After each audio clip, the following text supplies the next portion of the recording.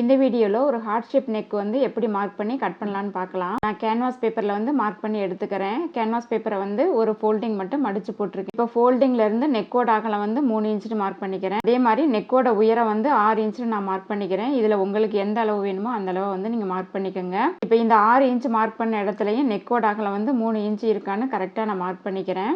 இந்த மாதிரி நெக்கோட அகலமும் உயரமும் கரெக்டாக ஈவனாக இருக்கான்னு செக் பண்ணி பார்த்துட்டு அதுக்கப்புறம் நான் லைன் போட்டு எடுத்துக்கிறேன். இதே மாதிரி நீங்களும் வந்து செக் பண்ணி பார்த்துக்கோங்க.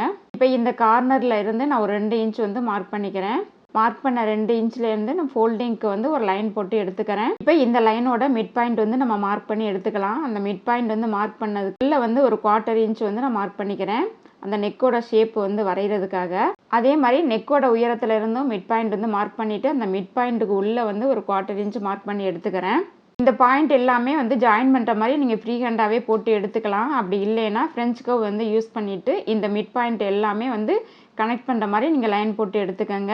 இப்போ நம்ம மார்க் பண்ண பாயிண்ட் எல்லாம் ஈவனாக வர்ற மாதிரி ஃப்ரெஞ்ச் கர்வ் வச்சுட்டு இந்த மாதிரி வந்து நீங்கள் ட்ரா பண்ணி எடுத்துக்கலாம். பிகினர்ஸாக இருக்கவங்க வந்து இந்த மாதிரி ட்ரிக்கை வந்து நீங்கள் ஃபாலோ பண்ணிங்கன்னா நெக் வந்து வரைகிறதுக்கு உங்களுக்கு ரொம்ப ஈஸியாக இருக்கும். இந்த மாதிரி மார்க் பண்ணதுக்கப்புறம் நெக் லைனுக்கு அவுட்டர் சைடு வந்து நான் 1 இன்ச் மார்க் பண்ணி எடுத்துக்கிறேன். நீங்கள் வந்து 1.5 இன்ச் கூட மார்க் பண்ணி எடுத்துக்கலாம். இப்போ மார்க் பண்ண நேரு வந்து நெக் ஷேப்புக்கு வந்து நம்ம வரைஞ்சி எடுத்துக்கலாம். இப்போ நெக் லைனுக்கு வெளியில் இருக்க லைனை வந்து நம்ம அப்படியே கட் பண்ணி எடுத்துக்கலாம்.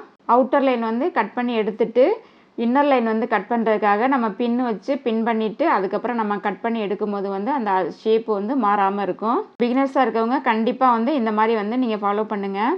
இந்த மாதிரி கட் பண்ணிவிட்டு ஃபோல்டிங் சைடு இருந்து ஒரு 1/2 இன்ச்சோ இல்லை 1/4 இன்ச்சோ வந்து விட்டுட்டு அதுக்கப்புறம் வந்து நீங்கள் கட் பண்ணி எடுத்தீங்கன்னா பிகினர்ஸாக இருக்கவங்களுக்கு வந்து நெக்கு வந்து ஸ்டிச் பண்ணும்போது அது அகலமாக போகாது. அது கழுத்து அகண்டு போகாமல் இருக்கிறதுக்கு இது ஒரு ட்ரிக்கு. இந்த மாதிரி கட் பண்ணி எடுத்ததுக்கப்புறம் நம்மளோட நெக்கு வந்து ரெடி ஆயிரும். இந்த மாதிரியான டிப்ஸ் அண்ட் ட்ரிக்ஸுக்கு நம்மளோட சேனலை சப்ஸ்கிரைப் பண்ணி வச்சுக்கோங்க.